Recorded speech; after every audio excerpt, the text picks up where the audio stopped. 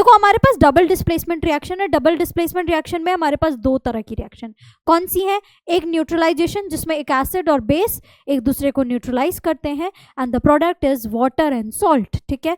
तो ये neutralisation reaction important है, बट प्रेसिपिटेशन से हर साल क्वेश्चन आता है।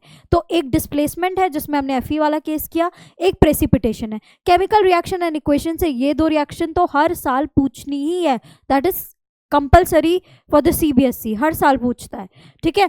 देखो इसमें होता क्या है, AgNO3 is combining with NaBr। अब ये टूटेगा अपने आयंस में। डबल डिस्प्लेसमेंट क्या होता है, ये जो आपके कंपाउंड्स है वो आयन में डिसोसिएट होते हैं और आयंस, कैटायंस और एनायंस एक दूसरे को डिस्प्लेस करते हैं। देखो जैसे ये देगा क्या, Ag प्लस, यहाँ पे दिया NO3 माइनस, और ये देगा Na प्लस Br माइनस। अब Ag जाएगा, Ag प्लस है तो वो किसके साथ जाएगा, नेगेटिव के साथ, और बनाएगा AgBr as a precipitate. Precipitate होता क्या है, इट इज एन इनसॉल्युबल और semi solid salt formed when two aqueous solution is combined।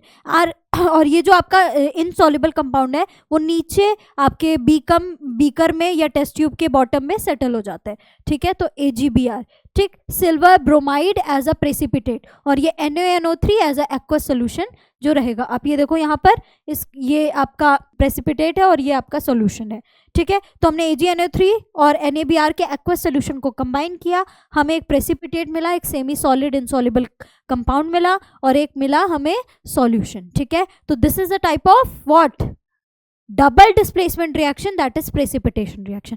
एक और एग्जांपल है अपने पास, एक और एग्जांपल है Na2SO4 that is aqueous is combined with BaCl2। आप पेपर उठा के देखना बेटा एक बार, ये दोनों रिएक्शन हर बार पूछी गई है, हर बार, ठीक है। मैंने पूरा स्टडी करके रिसर्च करके तब आपके पास ये 5 इंपॉर्टेंट रिएक्शन लेके आई हूँ कि हर दूसरे साल इन्हीं से घूम घूम के रिएक्शंस क्वेश्चन पूछी जा रही है, ठीक है।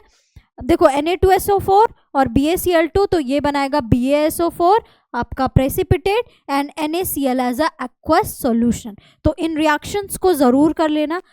देखो आप करोगे तो सब कुछ, बिकॉज सब कुछ इंपॉर्टेंट है, ठीक है। 4 ही चैप्टर है, आपको सारा कुछ करना है, बट ये जो इंपॉर्टेंट टॉपिक्स होते हैं, ये जो इंपॉर्टेंट रिएक्शन होती है, उसको आपको बार बार रिवीजन करना है। क्यों, ताकि ये इतना क्रिस्टल क्लियर हो जाए, क्योंकि आपको पता है कि हर साल CBSE से क्वेश्चन पूछेगा, तो आप उसको इतना पक्का कर लो कि इससे क्वेश्चन गलत हो ही ना, ठीक है। तो मेक श्योर आप ये सब कर ले।